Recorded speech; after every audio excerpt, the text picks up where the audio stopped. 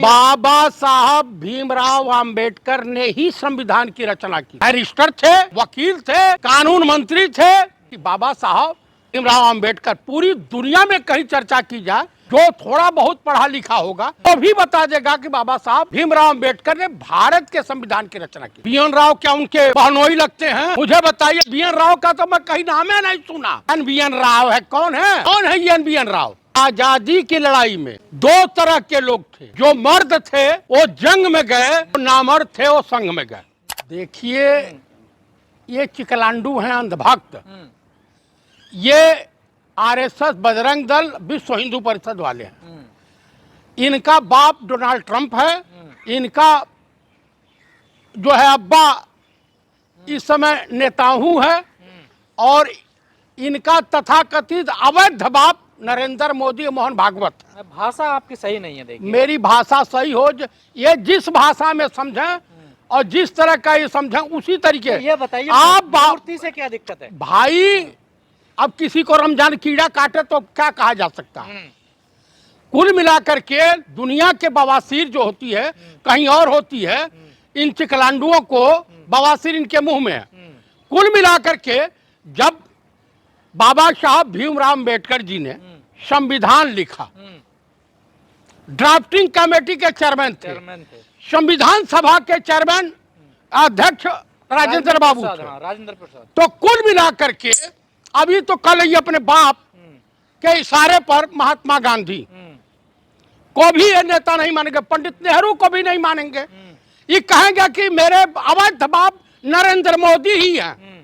अभी एक अंधभक्ति में आप मानते बाबा साहब संविधान निर्माता थे? 101%। अरे भाई, कौन बुद्धि विवेक वाला है जो नहीं?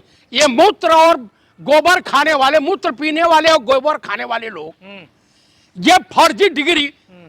नहीं तो अगर कांग्रेस ने पोलियो का इंजेक्शन नहीं लगाया होता तो ये भी ऐसे ऐसे चलते।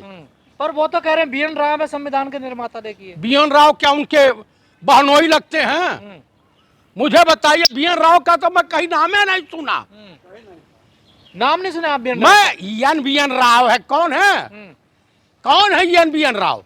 कह रहे हैं उन्होंने संविधान लिखा है। ये देखिए, अरे भाई, ये गजब के जो है चिक्काड़े सब हैं सब। मैं देखिए, ऐसा है, अंधभक्ति बड़ी खतरनाक बीमारी है। ये बीमारी जिसको लग जाती है उसका लाइलाज है। लगी थी कंगना रणावत की। तो कांग्रेसियों को नहीं पता बी.एन. राव कौन थे? भाई कौन थे? हमको भी। आप भी कह रहे हैं कि कौन है बी.एन. राव। कल दिग्विजय सिंह भी ग्वालियर में कह रहे हैं कौन है, हमें ढूंढे, हमें मिले नहीं कहीं। ये भाई हमने कोई चर्चा, नाम नहीं सुना इनका 70 सालों में। भाई, मैंने तो तमाम तरह की किताबें पढ़ी है। हो सकता है ये हाउ वाली किताब लिखते हूँ। पर संविधान सभा के सलाहकार तो थे ना बी.एन. राव। देखिए, उनका भी थोड़ा बहुत योगदान तो रहा ना। क्या वो कोक शास्त्र वाले बी.एन. राव होंगे? हाँ, कोक शास्त्र जानते हैं? नहीं, हम बताइए क्या है। हाँ, कोक शास्त्र लिखे होंगे, उसमें कहीं भागीदारी रही हो। तो वो ज्यादा ज्ञान वाले लोग हैं, आप ज्यादा, आप नहीं पढ़ लिखते हैं। वो तो कह रहे हैं कि हर जगह लिखा हुआ बी.एन. राव। ये देखिए, बी.एन. राव कहाँ लिखा हुआ है भाई? तो तमाम संविधान, समाज शास्त्र, राजनीति शास्त्र, भूगोल और ये तमाम तरह किताबें मिली, कहीं बी.एन. राव का तो जिक्र नहीं है। कांग्रेस ने छुपाया है ना उनके नाम। क्यों? कोई दुश्मनी थी क्या? कोई दुश्मनी थी? वोट बैंक की राजनीति कर रही थी कांग्रेस। सुनिए, अब मैं आपको बता देता हूँ।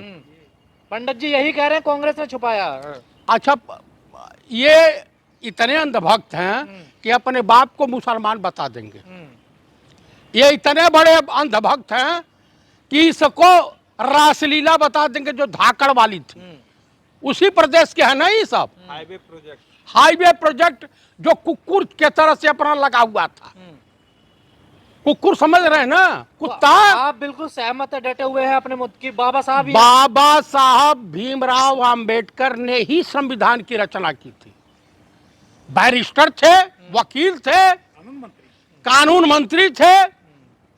और यह सत्य है कि बाबा साहब भीमराव अंबेडकर, पूरी दुनिया में कहीं चर्चा की जाए, जो थोड़ा बहुत पढ़ा लिखा होगा वो भी बता देगा कि बाबा साहब भीमराव अंबेडकर ने भारत के संविधान की रचना की थी। आज ये लोग कह रहे हैं कि बीएन राव ने संविधान लिखा है, और जब संविधान बनाया गया तो नेहरू को और अंबेडकर जी के पुतले फूंके इन लोगों ने। बताइए तो ये अपनी बात पे क्यों नहीं टिक रहे? ये देखिए, इनका काम है, इन्होंने जिन्ना के साथ, मुस्लिम लीग के साथ जिनके पूर्वज सरकार बनाए हों, इनका जो पूर्वज है श्यामा प्रसाद मुखर्जिया, ये वित्त मंत्री रहा मुस्लिम लीग के साथ सरकार बंगाल में बना करके। तो जब तो सब साथ ही साथ थे ना। भाई सुनिए, स्वतंत्रता के एक नारा लगा था, आज भी है, सोशल मीडिया पर चल रहा, आजादी की लड़ाई में दो तरह के लोग थे, जो मर्द थे वो जंग में गए, जो नामर्द थे वो संग में गए।